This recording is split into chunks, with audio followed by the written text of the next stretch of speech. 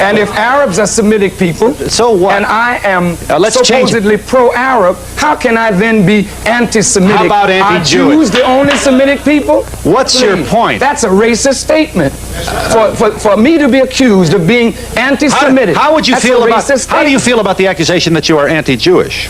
I am not anti-Jewish. What would make me anti-Jewish? There are 800,000 Jews who do not agree that the state of Israel is the fulfillment of divine prophecy. And there are several. Are they anti-Semitic? And there are several 100,000 Muslims who do not believe you are in any way a spokesman for the Nation of Islam. But that's now fine. What? Now what? That's fine. Well, why isn't it fine?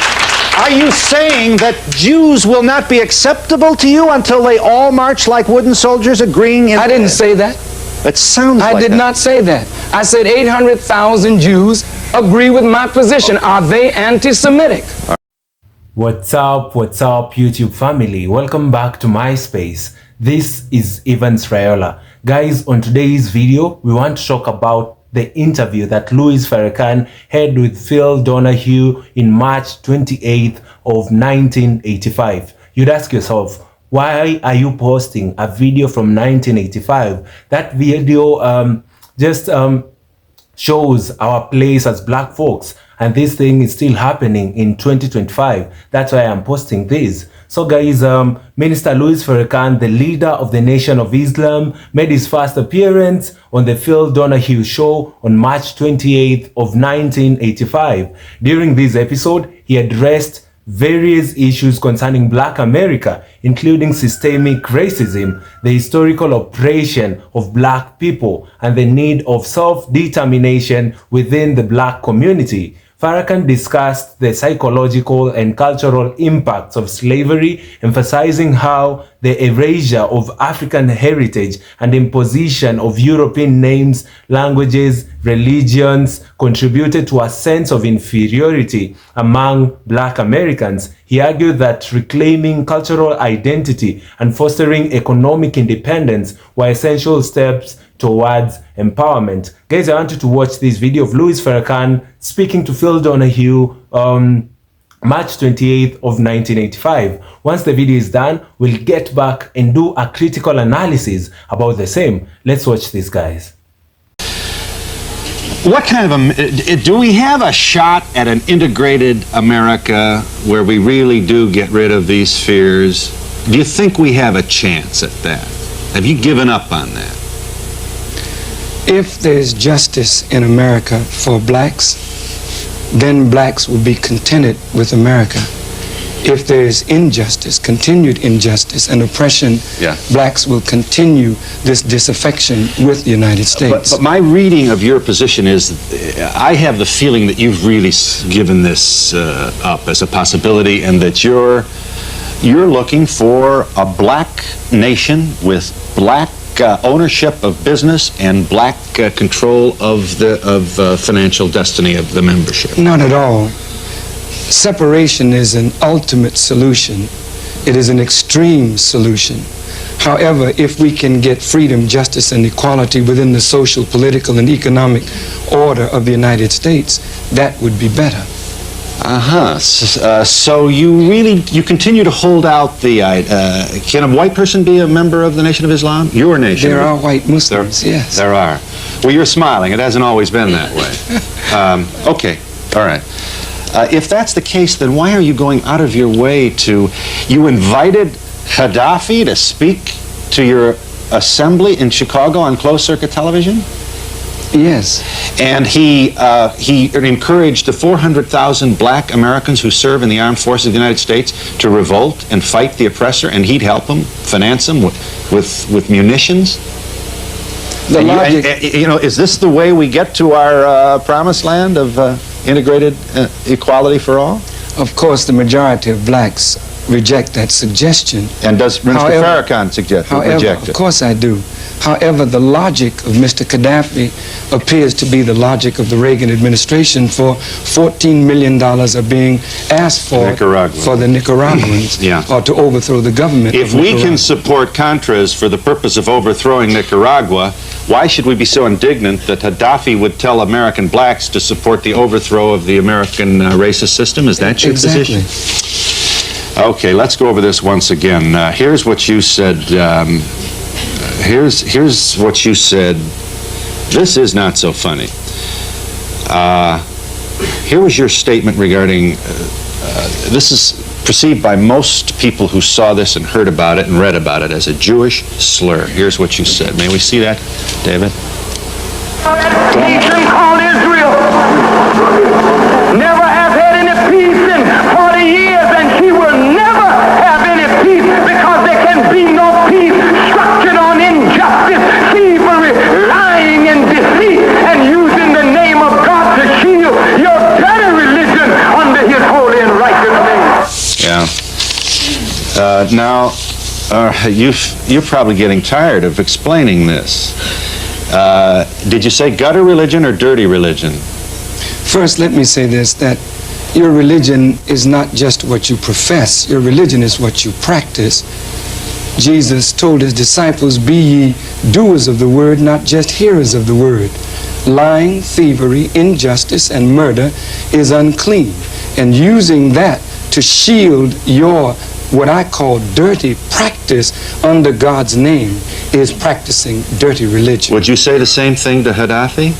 I would say that any person that violates principles of righteousness and decency is practicing dirty religion. Does he? Here's a man who exports terrorism. Here's a man that the president of Egypt has condemned as an exporter of terror. Now you're going to give us a long speech about how do we know in the white press, and maybe you do not seem. All right. Let me say this. Yeah. Terrorism, like beauty, is in the eye of the beholder. That's what Menachem Begin says. That's what the people who fought for Israel say. Menachem Begin was a terrorist, and now he's accepted as a great statesman. Well, okay, but my point is, who decides what terrorism is acceptable? You? I'm not that judge. But you certainly brought your judgment to Israel in this. I said exactly that which is truth. You cannot refute what I've said. Israel has not had any peace in 40 years, and it does not look as though she will have peace, because there is no peace structured on injustice. You know, it is a fact. Israel has a lap full of problems, as does America. There's no doubt about it. You know, it's going to be real hard to argue with you regarding the grievances. And I certainly think it's a mistake to get into a contest about whose atrocity is the worst atrocity. Nevertheless, are you here to say that Jews are not entitled to any homeland anywhere? For 40 years, the Jewish state has existed, and they've had problems defining what is a Jew. Once we can define what is a Jew, then we can talk about a Jewish homeland. What is the definition of a Jew? And what is the definition of a member of a Muslim?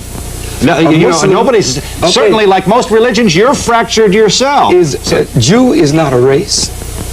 But what's your point? My point is, I can define what a Muslim is. A Muslim is one who submits to do the will of God. What is a Jew? Yes, but then from then on we get all kinds of, just give me a second here. Defining a Muslim would, you'd get into an argument, for example, with Wallace D. Muhammad on the issue of defining a Muslim. So my point is, I think we both would agree. Wallace D. Muhammad would agree with me that a Muslim is one who submits to do the will of God. Okay. You called Hitler a great man, and now you're going to tell us that you didn't mean great as necessarily positive. I mean, for a man who... you did say that, didn't you? You're not going to deny you said Hitler was a great... Let's put that in context. Okay. Some Jewish leaders likened me to a black Hitler. They did. I took umbrage at that remark. That's true. I said the only way you can compare me with Hitler is that Hitler rose Germany up from the ashes. We are trying to rise black people up from the ashes, but don't compare me with your wicked killers. That's what I said. So Hitler may have killed 6 million Jews, but his trains ran on time. Is that your point? Hitler is no friend of black people. If Hitler had his way, he would have killed all black people also. All right, so you condemn Hitler. I could not be laudatory of Hitler. I just made a statement of fact. Yeah, but... No, you can't call a person great and then step forward after the fact and claim that that's not that you were misunderstood. Sorry, Mr. Donahue, but the Bible calls Babylon great, but Babylon wasn't good. Okay, all right. Pharaoh was great, but he wasn't good. There's something... Hitler is a great and consequential man, but not a good man. Yes. That's all.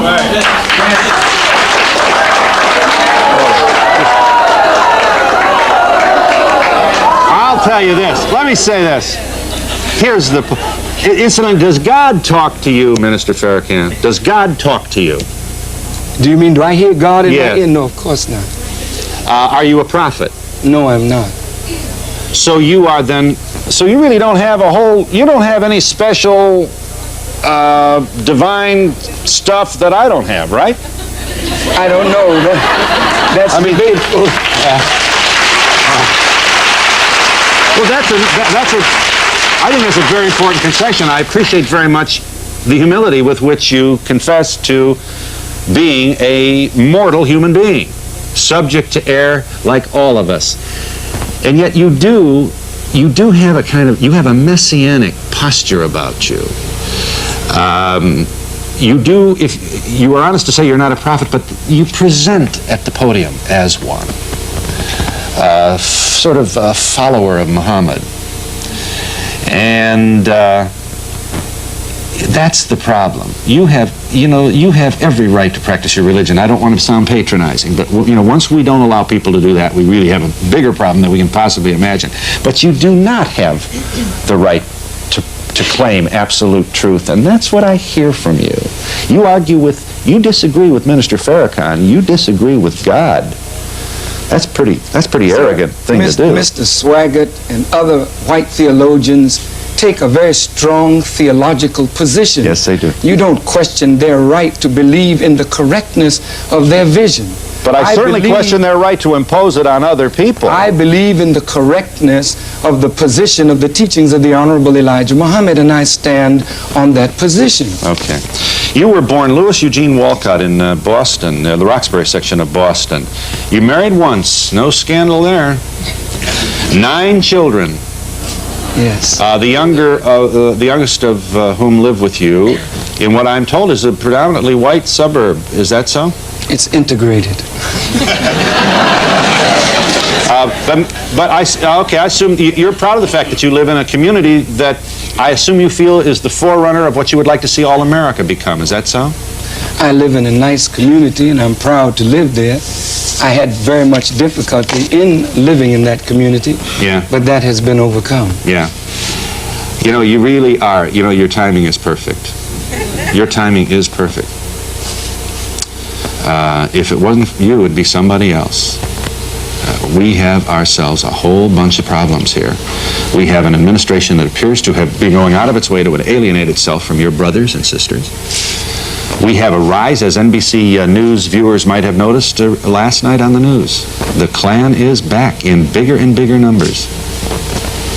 So we shouldn't be surprised that you're drawing big crowds, Minister Farrakhan. Here's the question. The problem is, sir, that I was drawing large crowds 4 and 5 years ago. Okay, but the white press didn't notice. That's right, okay. without the press's notice. Now look, we still got more. I got another statement here. Now, here we go. This is Milton Coleman. You're going to what? You wanted to bring murder to his wife? Now you're going to give me a long speech about how this isn't what you meant? Here's your statement. This is, remember the Coleman thing, Washington Post? Or to make an example of Milton Coleman. One day soon we will punish you with death because you are interfering with the future of our babies for white people and against the good of yourself and your own people. This is a fitting punishment for such dogs. And if a woman lie down with this kind of person, that person, the woman, becomes a candidate. Mr. Donahue. Yeah, go ahead. You have certainly cut up that tape. You never kept my words in context at all. Then if I had threatened the life of Milton Coleman, why was I not brought before the courts of law in the United States and punished? That is a punishable offense. I did not threaten his life, and you know that if you listen to that tape. What was the first line on that tape? He says that you should... Sir, the way that tape was doctored, you made it to appear as though I said exactly what you proposed that I said. Okay. I did not say Here's the point. Here's the point. This kind of rhetoric jeopardizes babies of all color. It's not consistent with the tradition of Jesus, Muhammad, Martin Luther King. This is bellicose. All of the prophets, when they spoke, they so you issued are a prophet threats. then? I said all of the prophets. When they spoke, they issued threats and warnings. I think in the role of a teacher, we must look at the condition of black people in this country, the condition of America, and if the country continues in the path that the country is going, all intelligent people see the country going the way of Rome, the way of ancient Babylon, the way of Sodom and Gomorrah. Something has to be done of a positive nature to turn this around. You know, let's get this in. Who's going to say that we don't have problems? College basketball. Listen, this isn't funny. Now, these young men are innocent. But if corruption has hit the NCAA final teams in the basketball tournament without having yet proved their case, these young men are innocent. Let's get that in. That does not look good for us. General Dynamics on the take. They're building submarines, and the guy who ran the company is hiding now in Greece. General Electric, top 10 Fortune 500. Minister Farrakhan is right when he says we have a problem. The question is whether you're contributing to the possibility of making it worse. The question is, you know, Mr. Donahue, how many babies are going to be quite literally dead in the crossfire of the prophets? Mr. That's the thing. That's the thing. The question is, yes, there's corruption. Yes, blacks are suffering. But what is the solution to the problem? In my judgment, sir, the solution has to revolve around two things. A united front of all black leaders and black organizations to address the problem of black unemployment and black suffering. We are blessed to get out of the economy of the United States this year approximately $204 billion, making us the 12th richest country on earth. I'm talking about black people. Yes. With that kind of money redirected into the hands of black people, we could redress our own grievances rather than standing on corners or begging white people to do for us what we should now do for ourselves. That, I believe, is a solution to the problem. We are in New York City with Minister Farrakhan. We'll give this audience an opportunity, and we'll be back in just a moment.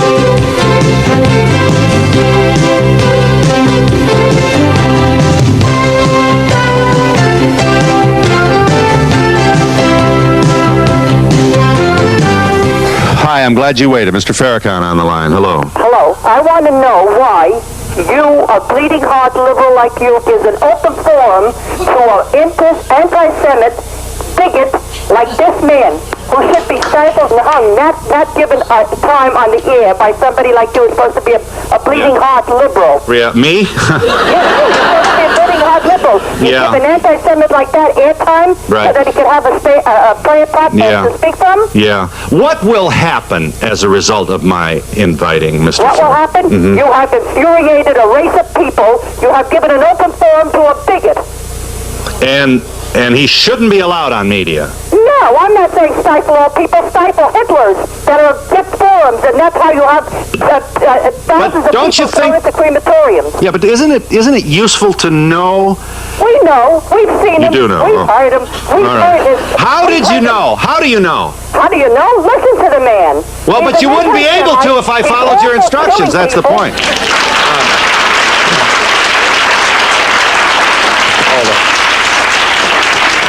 I don't feel real comfortable engaging this woman in a verbal joust because I appreciate her feeling. You know, this skirting with dirty religion, gutter religion, hurts deeply, deeply the people who lost loved ones at the hand of using words like great and then trying to explain it. You must have some pang of conscience for inflicting that kind of emotional pain on the people who felt the Holocaust. I wonder, Mr. Donahue, what pangs of conscience do white people feel for inflicting the atrocities on black people that have been inflicted on us ever since our fathers were brought into this country? These people are saying... These white people are saying not guilty. She's calling me a bigot and a racist and an anti-Semite. Are Arabs Semitic people? Here comes the Arabs Semitic people. And if Arabs are Semitic people, so what? And I am let's supposedly pro-Arab, how can I then be anti-Semitic? How about anti-Jewish? Are Jews the only Semitic people? What's your point? That's a racist statement. For me to be accused of being anti-Semitic. How would you feel about? How do you feel about the accusation that you are anti-Jewish? I am not anti-Jewish. What would make me anti-Jewish? There are 800,000 Jews who do not agree that the state of Israel is the fulfillment of divine prophecy. And there are several. Are they anti-Semitic? And there are several 100,000 Muslims who do not believe you are in any way a spokesman for the Nation of Islam. But that's now fine. what? Now what? That's fine. Well, why isn't it fine? Are you saying that Jews will not be acceptable to you until they all march like wooden soldiers agreeing? I didn't say that. It sounds like I did that. not say that. I said 800,000 Jews agree with my position. Are they anti-Semitic? All right. Okay. Hang on a moment. Yes, ma'am. I just have to say that maybe Hitler did some good things, but as one has to do, in your opinion, he may have been great. In my opinion, I'm not Jewish, but I have had the opportunity, and I say opportunity, to go to a concentration camp. And tears will just flow. I don't care what religion you are. It is so sad, the injustices that were done. I agree with you, miss. Okay. That human suffering is sad no matter who is suffering.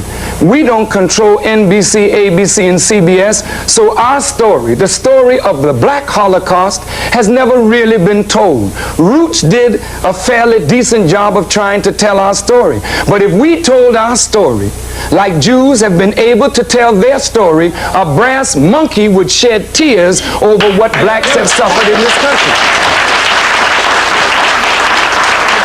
Mr. Farrakhan, if I understood you correctly, you said a Muslim is one who's committed to do the will of God. That's correct. And I am your sister, and the Jewish race are committed to do the will of God. You have to fight for us, and you have to fight for 97% of the population, and you're not. May I respectfully say to you, the Quran teaches us that all those that are Jews or Sabians who believe in Allah in the last day, they have their reward with their Lord. I cannot be against a Jew if that Jew believes in God and practices the principles of righteousness. That's what I believe in. So in that sense, you would be my sister in faith. But now, what about the Palestinians who have lost their homeland, who have lost their lives trying to defend a homeland that is theirs? Some Orthodox Jews say that a Zionist cannot be a Jew and a Jew cannot be a Zionist. So now, is Zionism the real problem and not Jews? And what is the problem? Family, this interview, rather debate of Phil Donahue with Louis Farrakhan actually shaped the face of black people in America, because Louis Farrakhan insisted that black folks in America should be listened to, their rights should be advocated for. He says in the interview, if there is justice in America for blacks, then blacks will be contented with America. If there is continued injustice, blacks will continue being dissatisfied with America. Because Phil Donahue was asking him, what's with the analogy that he pushes, because he tends to have a lot of black people listening to him. Why does he push ideologies, of drifting people? Because Donahue believed that Louis Farrakhan is actually trying to divide people than making them come together. But Louis Farrakhan says no, the only reason he's doing this is for the rights of black people to be listened to. Because Louis Farrakhan believes that black people have been discriminated for the longest time in America, and he feels that they should come to an end. And that's why he pushes, for the rights of black people. He pushes for the empowerment of black people. He teaches black people about their history, because many a times the white supremacists lie to us about our history, about our heritage, about our culture, and they try to tailor what they think we should do as a people. And that is what Louis Farrakhan is trying to go against. And this seems to be disturbing Phil Donahue, if you're keen with this interview. Many a times Donahue felt offended. At times in the interview, he acted, with feelings. He quoted some of the wordings that Louis Farrakhan has mentioned before in different interviews, or rather in different speeches that he's made with Black Americans, trying to empower them. Donahue seems to be against them. He proceeds to say, if we can get freedom, justice and equality in the social, political and economic order of the United States, that would be better. He will stop doing all these things that Donahue is complaining about. He'll stop talking to people. He'll stop advocating, for Black people to be empowered, because then they shall be empowered. He proceeds to say there is no peace structured on injustice. That is so powerful. There is no peace structured on injustice. And then Phil Donahue actually disagreed with the same. He says that he's trying to foster, disunity amongst the people of America. We are trying to raise Black people from the ashes. That's the ideology of Louis Farrakhan. Does God talk to you? That's the question that Phil Donahue asked Louis Farrakhan. Does God talk to you? Are you a prophet? So if you're mortal, human being like all of us, why do you present at the podium as a prophet though? Louis Farrakhan says he's not a prophet. You do not have the right to claim absolute truth. Phil Donahue tells him he does not have the right to claim absolute truth. But I noticed the only thing that is disturbing Phil Donahue then in this interview was the fact that he believed that the ideologies that Louis Farrakhan was pushing was to empower Black people. That's why he's challenging him to tell him that whatever you say doesn't have to be right. Whatever you say does not claim absolute truth. That's okay, but why is he against the teachings of the minister, Louis Farrakhan? So if you disagree with Farrakhan, you disagree with God. That's arrogant, Those are some of the words that Donahue was using. Then Farrakhan answered him and said, other white theologians take a very strong position, but you guys do not question their right to believe the correctness of their vision. Louis Farrakhan, as the leader of the Nation of Islam, appeared on the Phil Donahue show on this day in 1985 to discuss issues related to the race, religion, politics, and the state of Black America. The conversation was wide-ranging and often heated, as you all have seen, reflecting these tensions surrounding Farrakhan's controversial views and his criticism on American society. This topic has always been controversial and the biggest fear, of white supremacists. Here are some of the key points that were discussed, trying to make them in point form. Number one is the race, relation, and systemic racism, in the US. Farrakhan spoke about the historical and ongoing oppression of Black people in the United States, emphasizing systemic racism in areas such as education, employment, and justice system. He called for Black empowerment and self-reliance. He needs for Black people to be empowered and for us to be self-reliant. Then number two is the Nation of Islam philosophy, where Farrakhan explains the principles of the Nation of Islam, including the emphasis on self-discipline, economic independence, and moral reform for Black communities. These are some of the ideologies that we also see Cloud Anderson try to push, the economic empowerment of Black folks. The same ideologies are being pushed by The Economist and The Economist against George Fraser, people who are trying to push for the empowerment of Black folks economically. Then number three, we have the criticism of US government policies, where Farrakhan criticized the US government for its treatment of minorities and its role in perpetuating inequality. He also challenged the hypocrisy of American democracy in addressing issues of race and poverty. Then number four, we have anti-Semitism accusations. The topic of Farrakhan's alleged anti-Semitic statements was discussed with Phil Donahue questioning him on his rhetoric about Jewish people. Farrakhan defended his statements as critics of specific groups and denied being anti-Semitic. Then number 5 is the audience's reaction. The live audience also participated actively. You saw from the video just before I started speaking, with many challenging Farrakhan's views and others supporting his calls for racial justice. This interaction added to the intensity of the discussion. This episode is remembered for its polarizing nature, as it highlighted the deep divisions in American society over race and religion during the 1980s. Right now we are in 2025, but the same thing is still happening. This showed us how divided America was in the 1980s, but we're still being affected as black folks in 2025. It's also showcased Farrakhan's ability to articulate his viewpoints forcefully, even in the face of opposition. From the audience, you could see the amount of opposition Louis Farrakhan was getting, but he stood, as a person.